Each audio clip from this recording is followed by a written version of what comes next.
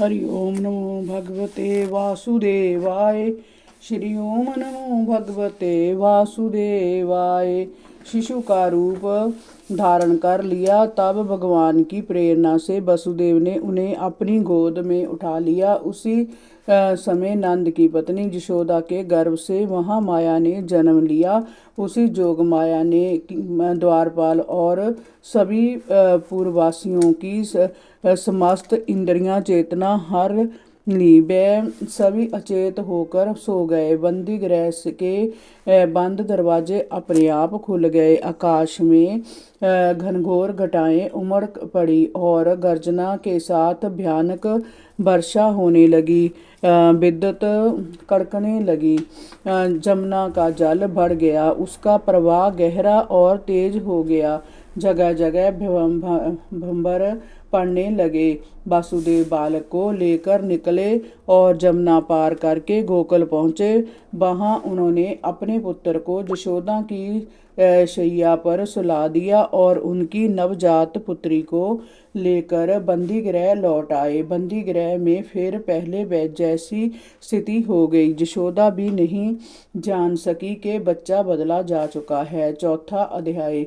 जोगमाया का कंस के हाथों से छूटकर आकाशगामी होना। श्री सुखदेव जी ने कहा, परीक्षित, नवजात शिशु के रोने की आवाज़ सुनकर द्वारपालों की नींद खुल गई। उन्होंने तत्काल कंस के पास देवकी की संतान का समाचार पहुंचाया। समाचार सुनते ही वह उठा और वस्त्र पहनकर बंदी गृह में पहुंचा।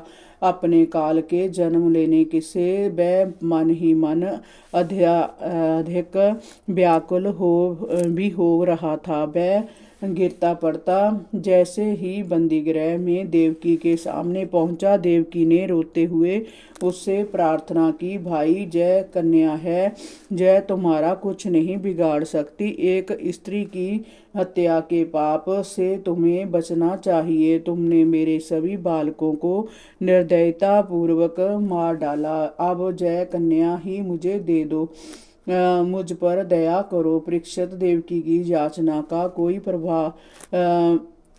प्रभाव कंस पर नहीं पड़ा।